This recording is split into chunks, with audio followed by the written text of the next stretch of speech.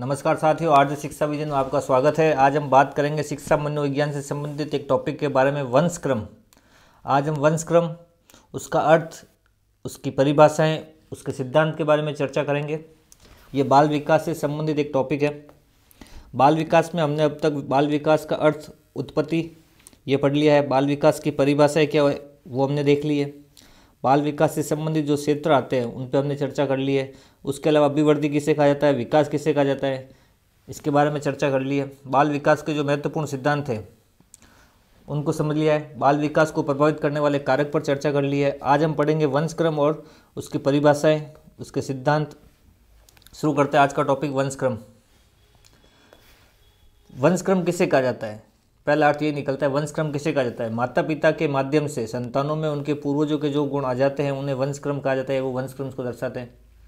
माता पिता या पूर्वज, उनके जो गुण होते हैं, उनकी जो विशेषताएं होती है, वो पीढ़ी दर पीढ़ी बालक में या होने वाले बच्चों में स्थानांतरित होती रहती है। उसे ही वंशक्रम कहा जाता है। यानी माता पिता के जो गुण होते हैं, दादा दादी के जो गुण होते हैं, वो एक पीढ़ी से दूसरी पीढ़ी में स्थानांतरित होते रहते हैं। इस स्थानांतरित होने वाले इन गुणों को, इन विशेषताओं को ही वंशक्रम कहा जाता है। और वंशक्रम के अनुसार जीवन की शुरुआत किस प्रकार होती है? वंशक्रम के अनुसार जीवन की शुरुआत माता और पिता के द्वारा होती है। माता के 46 गुणसूत्र व पिता के 46 गुणसूत्र, ठीक है। इन गुणसूत्रों को अलग अलग नाम से जानता है। माता के जो गुणसूत्र होते हैं 46, उनको कहा जाता है जनन कोष, और पिता के जो गुणसूत्र उनको भी जनन कोष कहा जाता है। माता की तरफ से जो 46 गुणसूत्र उनको मातृ कोष कहा जाता है, और पिता की तरफ से जो 46 गुणसूत्र होते हैं उनको पितृ कोष कहा जाता है। अब नए जीवन की शुरुआत किस प्रकार होती है? माता के जो 46 गुणसूत्र होते हैं, इसमें से 23 गुणसूत्र और पिता के जो 23 गुणसूत्र मिलकर एक संयुक्त कोष का निर्माण करते हैं। 46 माता के गुणसूत्र और नहीं 23 माता के गुणसूत्र और 23 ही पिता के गुणसूत्र, ये जब दोनों मिलते हैं, मिलने पे एक संयुक्त कोष का निर्माण होता है, 46 कोष का। उस संयुक्त कोष से ही जीवन का प्रारंभ होता है। और जो दोनों के 23 गुणसूत्र मिलने से जो नया कोष बनता है वो कहलाता है जाइगोट। और जाइगोट क्या होता है? पूर्ण कोशिका बनती है, और इस पूर्ण कोशिका से ही नए जीवन का प्रारंभ होता है। और इस जाइगोट का जो आकार होता है वो होता है सुई की नोक के बराबर। तो पहला सवाल यही बनता है, वंशक्रम किसे कहा जाता है? माता पिता दादा दादी से जो गुण होते हैं, उनकी जो विशेषताएं होती है, वो एक पीढ़ी से दूसरी पीढ़ी में लगातार स्थानांतरित होती रहती है। इन्हीं स्थानांतरित होने वाले गुण और विशेषताओं को ही वंशक्रम कहा जाता है। और वंशक्रम के द्वारा जीवन की शुरुआत किस प्रकार होती है? 46 गुणसूत्र पिता के होते हैं और 46 ही माता के होते हैं। ये 46 में इनका अर्धकोशिकीय विभाजन होता है। इनसे 23 गुणसूत्र निकलते हैं, और ये 23 गुणसूत्र जब आपस में सहयोग करते हैं तो नए गुणसूत्र या पूर्ण कोशिका का जन्म होता है, जिसे जाइगोट कहते हैं। और ये संयुक्त कोष होता है, और इससे ही जीवन का प्रारंभ माना जाता है। और इसका जो आकार होता है वो सुई की नोक के बराबर होता है। ये हो गया वंशक्रम किसे कहा जाता है, उसकी परिभाषा, अर्थ, और नए जीवन की शुरुआत वंशक्रम से किस प्रकार होती है उस पर चर्चा की। अब आगे बढ़ते हैं, महत्वपूर्ण परिभाषाएं देखते हैं वंशक्रम से संबंधित, जो सीधी परीक्षाओं में पूछी जाती है। तो सबसे पहले जो परिभाषा है वो वुडवर्थ की। वुडवर्थ ने वंशक्रम की जो परिभाषा दी है वो है, एक बालक में जन्म के 9 माह पूर्व गर्भ धारण के समय जो गुण मौजूद होते हैं उसे ही वंशक्रम कहा जाता है। वुडवर्थ ने क्या कहा है कि जब माँ गर्भ धारण कर लेती है, और गर्भ धारण करते समय या जन्म से पहले बालक में जो गर्भ धारण के समय जो गुण मौजूद होते हैं, उन्हीं गुणों को क्या कहा जाता है? वंशक्रम कहा जाता है। यानी जो माता पिता से जो गुण हैं, और वो गुण गर्भ धारण के समय जो मौजूद थे बच्चे में, वही गुण क्या कहलाते हैं? वंशक्रम कहलाते हैं। डीक मेयर ने क्या कहा है? वह जन्मजात विशेषताएं जो बालक के जन्म के समय पाई जाती है वो क्या कहलाता है? वंशक्रम। डीक मेयर क्या कहता है कि बालक के जन्म के समय जो उसमें गुण या विशेषताएं मौजूद होती है, वही विशेषताएं क्या कहलाती है? वंशक्रम कहलाती है। जबकि रूथ ने क्या कहा है? वंशानुक्रम माता पिता से संतान को प्राप्त होने वाले गुणों का नाम है। यानी माता पिता को वंशक्रम से जो संतान में गुण प्राप्त हुए हैं वही क्या है? वंशक्रम, उन्हें वंशक्रम कहा जाता है। पीटरसन ने क्या परिभाषा दी है? व्यक्ति को माता पिता वो पूर्वज से जो प्रभाव प्राप्त होता है वही वंशानुक्रम है। ये परिभाषा किसने दी है? पीटरसन ने। कि माता पिता और पूर्वजों से जो प्रभाव बच्चों में या संतानों में प्राप्त होता है वही क्या कहलाता है? वंशक्रम। ये परिभाषा दी है पीटरसन ने। अब इनकी परिभाषाओं के मुख्य बिंदु देख लेते हैं जो हमें याद करना है, ताकि परिभाषा याद हो जाए। तो सबसे पहले देखते हैं वुडवर्थ ने क्या कहा है? एक बालक में जन्म के 9 माह पूर्व गर्भ धारण के समय जो गुण मौजूद होते हैं उसे वंशक्रम कहते हैं। तो वुडवर्ड की जो परिभाषा उसमें जो मुख्य कीवर्ड है या मुख्य बिंदु है वो है वंशक्रम किसे कहा जाता है? 9 माह पूर्व गर्भ धारण के समय, यानी इसकी जो परिभाषा है उसमें है वंशक्रम में गर्भ धारण के समय। गर्भ धारण के समय अगर कीवर्ड आ रहा है, वंशक्रम की परिभाषा पूछी गई है और वंशक्रम में परिभाषा में अगर गर्भ धारण के समय के गुण और विशेषताओं की बात हो रही है, गर्भ धारण के समय अगर गुण और विशेषताओं की बात करते हुए उसे वंशक्रम से दर्शाया जा रहा है तो वो परिभाषा दी है वुडवर्थ ने।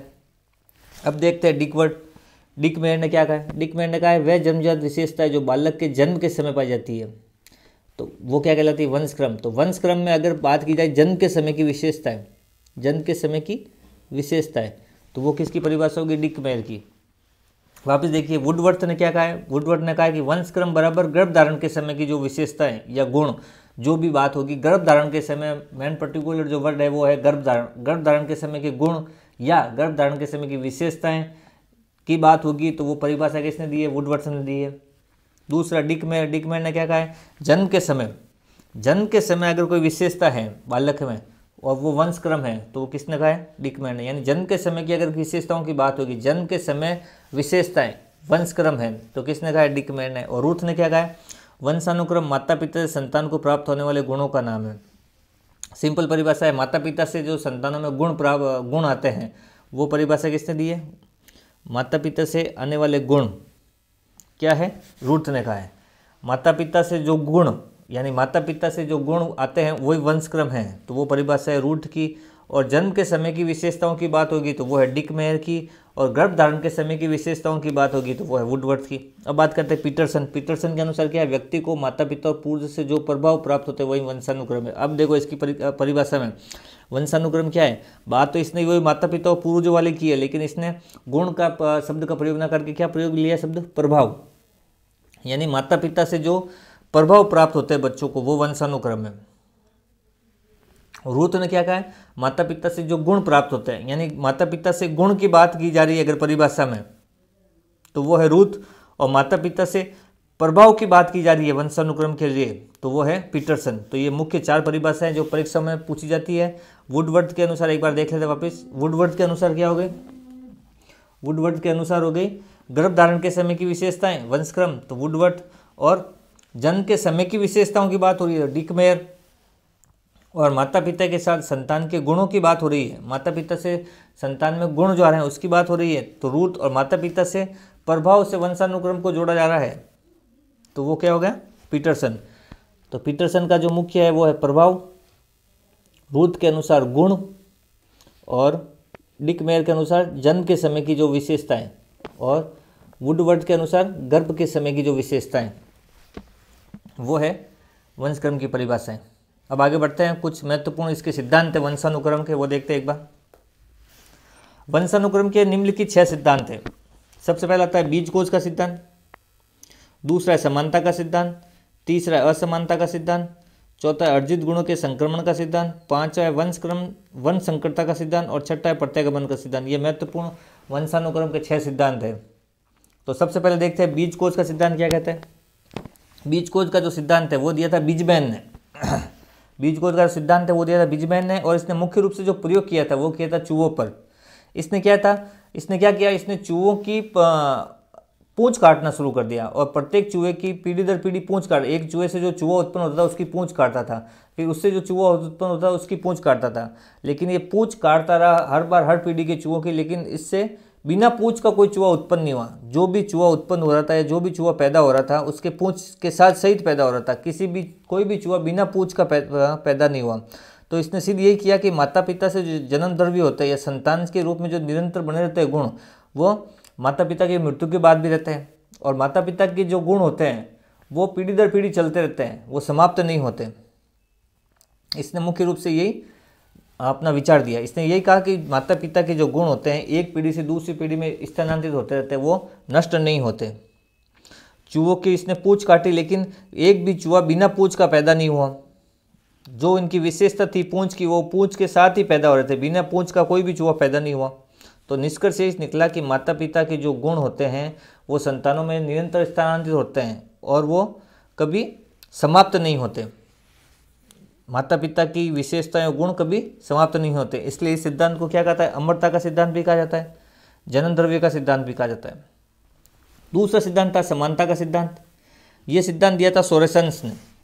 समानता का सिद्धांत दिया सोरेसेंस ने, और सोरेसेंस ने क्या बताया कि माता पिता जैसे होंगे उनके संतान भी वैसी उत्पन्न होगी, जैसे माता पिता होंगे वैसे ही उनकी संतान होगी, माता पिता की जैसी आकृति होगी वैसे ही उनकी संतान की आकृति होती।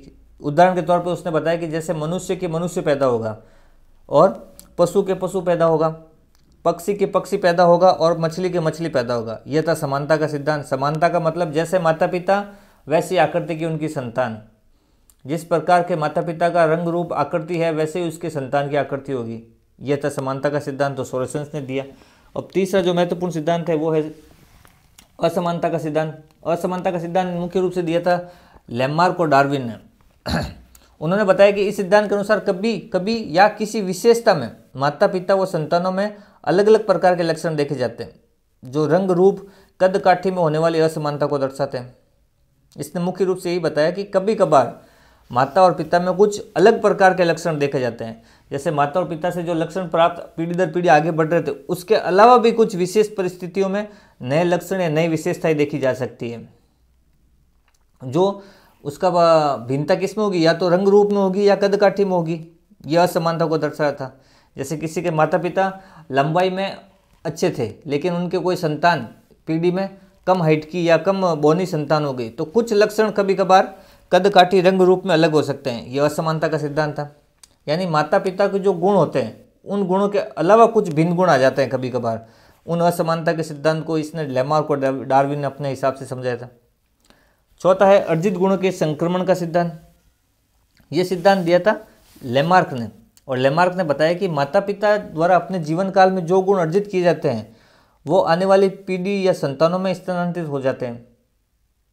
मतलब माता पिता अपने जीवन में जो गुण अर्जित करते हैं, मतलब एक वंशानुक्रम के अनुसार तो गुण और विशेषताएं चलती है, उसके अलावा माता पिता कुछ अतिरिक्त जो गुण या विशेषताएं अर्जित करते हैं, वो गुण या विशेषताएं एक पीढ़ी से दूसरी पीढ़ी में स्थानांतरित होती है। इसके लिए उन्होंने जिराफ की गर्दन पर प्रयोग किया था। उन्होंने बताया था कि जब जिराफ की गर्दन छोटी हुआ करती थी तो नीचे के जो घास फूस झाड़ पत्तियाँ थी वो उनको खाते थे, लेकिन जैसे जैसे उनको खाने के लिए गर्दन ऊंची करते रहे और धीरे धीरे इनकी गर्दन में क्या होने लगी, लंबाई बढ़ने लगी। तो ये लंबाई बढ़ने वाला जो सिद्धांत है वो अर्जित गुणों के संक्रमण का सिद्धांत को दर्शाता है। जिराफ की गर्दन पर प्रयोग किया था लैमार्क ने और अर्जित गुणों के संक्रमण का सिद्धांत दिया। पांचवा जो है इसका सिद्धांत वो है वर्ण संकरता का सिद्धांत। ये मेंडल ने दिया था, और इस सिद्धांत के द्वारा मेंडल ने बताया था कि मटर के पौधों पर प्रयोग कर और इसमें इसने बताया था कि प्रत्येक तीसरी पीढ़ी आते आते जो इनके जन्मजात मौलिक गुण होते हैं वो वापस प्रकट हो जाते हैं। कैसे कि एक पीढ़ी में अगर कुछ विशेषताएं गुण थी लेकिन दूसरी पीढ़ी में भी वो आए लेकिन कुछ नई जुड़ गई है या कुछ चेंज हो गए हैं, तो हर तीसरी पीढ़ी में वो गुण वापस प्रकट होते हैं।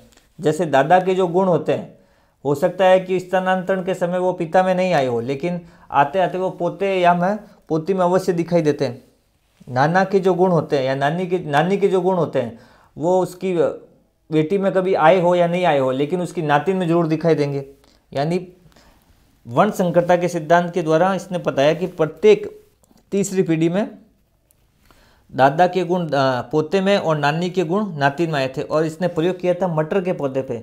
मटर के पौधे में इन्होंने क्या किया कि पहले जितने भी पौधे थे सभी समान पौधों को, समान आकार के लंबाई वाले और बोने पौधों को अलग अलग बोया। फिर उनके पौधों को साथ में 50% लंबे पौधे और 50% बोने पौधों को एक साथ बोया।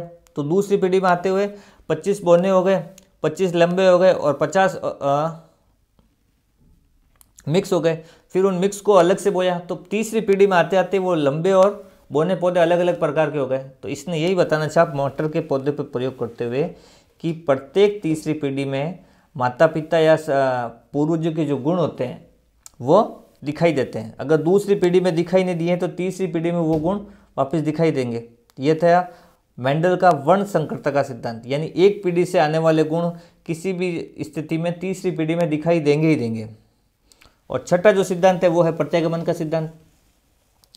प्रत्यागमन का सिद्धांत कहता है कि कभी कभी शारीरिक और मानसिक विशेषताओं में या फिर व्यवहार में संतानें माता पिता से ठीक विपरीत प्रकार के लक्षण के साथ प्रकट होती है या पैदा होती है।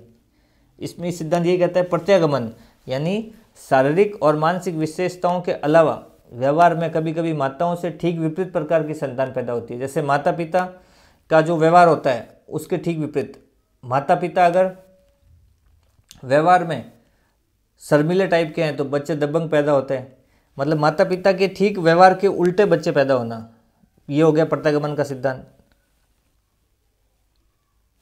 ये थे वंशानुक्रम के प्रमुख सिद्धांत। बीजकोश का सिद्धांत, समानता का सिद्धांत, असमानता का सिद्धांत, अर्जित गुणों का सिद्धांत, वर्ण संकरता का सिद्धांत और प्रत्यागमन का सिद्धांत, यानी व्यवहार के ठीक विपरीत संतान पैदा होना क्या कहता है, प्रत्यागमन का सिद्धांत। अब एक बार इनका नोट्स देख लेते हैं। सबसे पहले था बीजमैन का सिद्धांत, दिया था बीजमैन ने, प्रयोग किया था चूहों पर, और क्या बताया था सिद्धांत के द्वारा कि जो बीजकोश होता है या उनकी जो विशेषताएं गुण होते हैं वो एक पीढ़ी से दूसरी पीढ़ी में निरंतर चलते रहते हैं, ये कभी नष्ट नहीं होते। चूहों की पूंछ काटकर इन्होंने कई तरह की पीढ़ियों पर प्रयोग किया, लेकिन बिना पूंछ का एक भी चूहा पैदा नहीं हुआ। और फाइनली इन्होंने निष्कर्ष क्या निकाला कि माता पिता से जन्म द्रव्य संतानों के रूप में निरंतर बना रहता है, यानी माता पिता की मृत्यु के बाद भी क्या रहता है, जीवन अमर रहता है। और इसी कारण इसको अमरता का सिद्धांत, जन्म द्रव्य का सिद्धांत भी कहा जाता है। दूसरा है समानता का सिद्धांत, ये सोरेसेंस ने दिया था, और इन्होंने बताया कि जैसे माता पिता होता है वैसे ही आकृति की क्या होती है, संतान उत्पन्न होती है। जैसे पशु के पशु माता, मनुष्य के मनुष्य, पक्षी के पक्षी और मछली के मछली। तीसरा सिद्धांत है असमानता का सिद्धांत, दिया था लेमार्क और डार्विन ने, और इन्होंने क्या बताया था, कभी कभी किसी विशेषता में माता पिता और संतानों में अलग अलग प्रकार के लक्षण दिखाई देते हैं। वो रंग रूप या कद काठे में हो सकते हैं। लंबे माता पिता के कभी कभार बौनी संतान उत्पन्न हो जाती है, या सामान्य लंबाई के माता पिता के लंबी संतान उत्पन्न हो जाती है। तो कद काठी और रंग रूप में कभी कभार लक्षण या विशेषताएं अलग अलग प्रकार की दिखाई देती है। यह असमानता का सिद्धांत हो गया, असमान संतान पैदा होना। फिर अर्जित गुणों के संक्रमण का सिद्धांत, ये लेमार्क ने दिया था और प्रयोग किया था जिराफ की गर्दन पर, और बताया कि माता पिता अपने जीवन काल में जो गुण अर्जित करते हैं, वंशानुक्रम के जो गुण चलते हैं उसके अलावा भी कभी कभार विशेष गुण अर्जित करते हैं, उन विशेष गुणों वाले संतान में स्थानित होते हैं। पांचवा वर्ण संकरता का सिद्धांत, ये मेंडल ने दिया था, और इसने मटर के पौधे पर प्रयोग किया था और बताया था कि हर तीसरी पीढ़ी में, वंशानुक्रम में बताया था इसने कि हर तीसरी पीढ़ी में जन्मजात जो मौलिक गुण होते हैं वो प्रकट हो ही जाते हैं, जैसे नानी के गुण नातिन में और दादा के गुण पोते में। और छठा महत्वपूर्ण सिद्धांत प्रत्यागमन का सिद्धांत, यह कहता है कि कभी कभी शारीरिक और मानसिक विशेषताओं में या फिर व्यवहार में संतानें अपने माता पिता से ठीक विकृत प्रकार के लक्षण प्रकट होती है, यानी माता पिता के जो व्यवहार होता है, जो विशेषताएं होती है, उससे ठीक विकृत प्रकार की संतान प्रकट होना। इसका एक उदाहरण आप देख सकते हो हिरण्यकश्यप और प्रहलाद के रूप में। हिरण्यकश्यप का जो व्यवहार था वो राक्षस प्रवृत्ति का था, जबकि प्रहलाद जो उसके ही पुत्र था वो देवता प्रवृत्ति का। तो माता पिता के ठीक विपरीत जो संतानें उत्पन्न होती है वो प्रत्यागमन का सिद्धांत था। ये था हमारा आज का टॉपिक, वंशानुक्रम के सिद्धांत, उसकी परिभाषाएं और उसका अर्थ। मिलते किसी अन्य वीडियो में नए टॉपिक के साथ। धन्यवाद।